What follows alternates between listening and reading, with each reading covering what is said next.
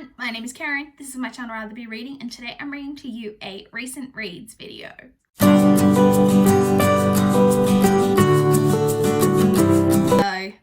another reading week and another slumpy reading week. I did finish 2 books this week, which is very low numbers for me, but it has been a week. So I had mentioned in the past couple of recent reads videos, I think, that I haven't been feeling the greatest over the past few weeks, and it came on with full force in the past week. I was really sick with like a flu type thing. I ended up having to be tested for coronavirus.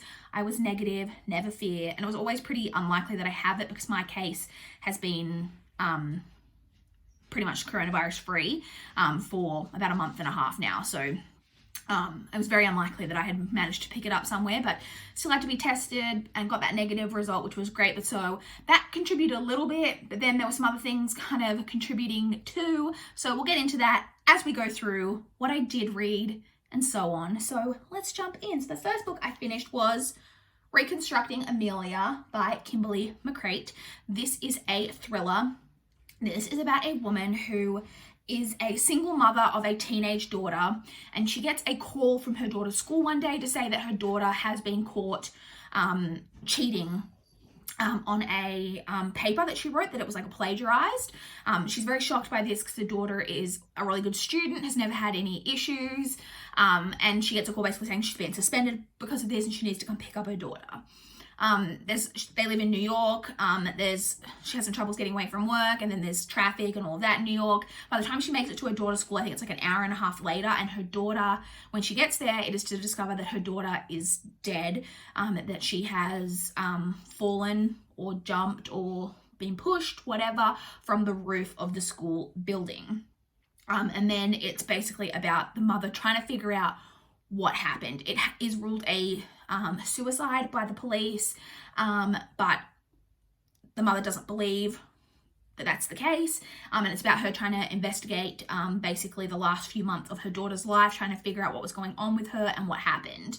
You do get multiple perspectives, so you get the mother in the present day trying to figure out what's going on, and then you also get the past perspective from the daughter in the couple of months kind of leading up to the death.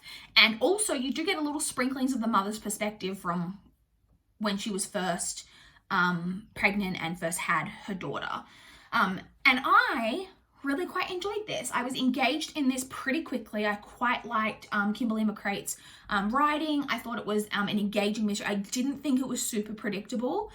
There were parts of it that of like different kind of sidelines that were going on that I like guessed pretty easily, but overall it wasn't the type of mystery where I was like, well, clearly this is what happened.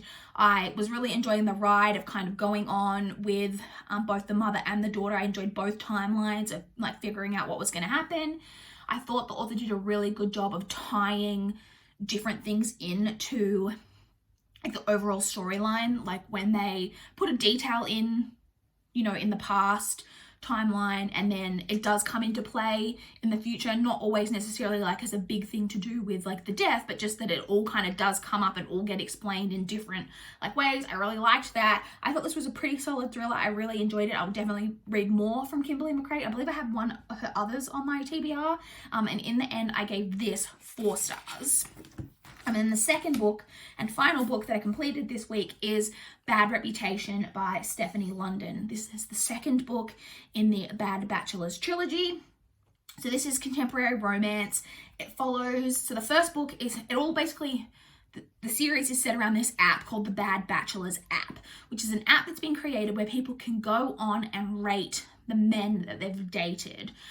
It's originally created with the idea of like helping women avoid ending up on dates with men who are just using them or who are lying, that string women along pretending that they're interested in a long-term relationship when really they're just a fuckboy, and so on.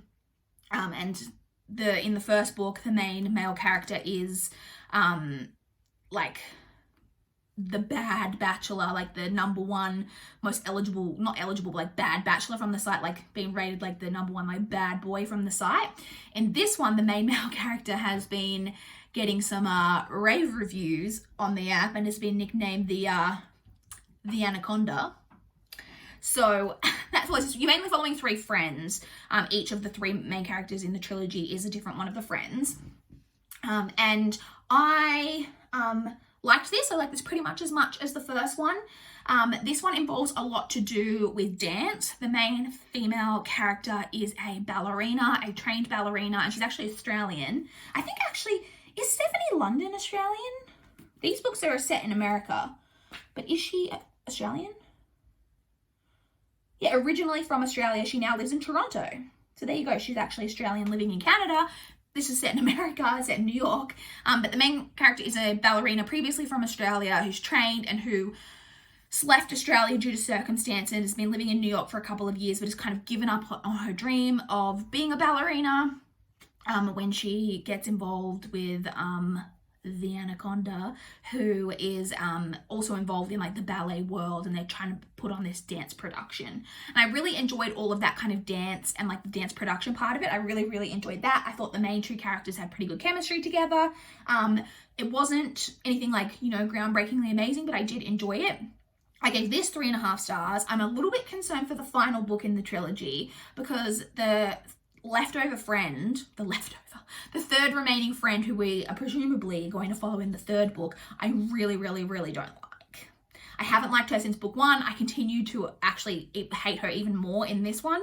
So potentially that could allow for some real character growth moving into the 3rd book. But I don't know whether I'm going to be able to get on board with her. But like I said, I gave this 3.5 stars. So this I thought was my slump buster, because this I had started on Saturday last week, I think it was, so like a week ago today. And now this took me, even though I was really enjoying this took me like I think 4 or 5, I think maybe 4 days to get through, even though it's only like 350 pages, 380 pages. This is like 350 pages, and I read this in 2 days. And I was like, oh yes, I'm finally back into it, flying through things. But then we get to my current read, The Bronze Horseman by Paulina Simons. I'm buddy reading this with Mel. This is technically day 3 of the buddy read, and we had aimed to read, I should be reading about 80 pages a day. So at minimum, not allowing for the fact that I could still read 80 pages today, for the past 2 days, I should be at least page 160. I'm on page 33. So I've been reading this for 2.5 days and I'm 30 pages in. Partly to do with just my general slumpiness. I have just got a real mental block with everything at the moment. I don't seem to be able to do any of the things that I normally enjoy doing. I'm not watching movies. I'm not binging TV. I'm not reading. I'm literally just wasting my hours away. Either sleeping, like I said, I have in sleeping locks. I was quite unwell, but also just mind-numbing Facebook crap, mainly Judge Judy. And that's what I've been doing. And I have just been wasting my life this past week. But then also, I will admit, and I'm still going to give this book a chance, but I'm not loving this so far, 30 pages. And I haven't even messaged Mel about where I'm up to. I've been a terrible buddy reader with this. But I'm also, every time I pick this up, this is what I mean about how slumpy I am. I read like 5 pages and then I just put it to the side. Like I mentioned this in one of my other recent readings about how this is real evidence of how slumpy I am. I'm not even stopping on like chapter breaks or like breaks in the page. I'm literally just getting to the end of a paragraph and being like, okay, putting my bookmark in and moving on about my day. So far, I'm going to give my chance, like I said, to get more into this. But so far, I'm already not really enjoying the writing style. The main thing that I've noticed so far is like, because this is historical, it is set right at the beginning, in the early, I think it's in 1941 is when it started. I think it's right around the time that Germany have started to invade Russia during World War II. I think it's 1941. Anyway, and there's just some stuff already going on that, and like things that have happened that don't seem to me real legitimate for the time period that it's set in. And then also it already feels, because I know that this is mainly a love story, historical love story. Honey, yeah, turn around so we don't get booty. A love story, and the main 2 characters have already kind of met at the point that I'm at, and it already feels like I'm getting real insta love vibes from it. But like I said, I am going to give this more of a chance. My aim for today, if I can somehow get past my mental block, is to at least catch up on where I'm supposed to be, and message Mel. I don't know how far she is through it, but I've just been terrible about this. But that's what I'm currently reading. That's what's going on. Like I said, it's been real slump city around here, and it's so unusual for me. If you guys have been following me, well, I don't know, since like the early days of my channel, you know that this type of thing is so rare for me. And it's funny because I had quite an off reading month in February. I read 9 books, I think, in February, which is so unusual for me. And I have read, I think, 6 books so far this month, and we're over halfway through the month.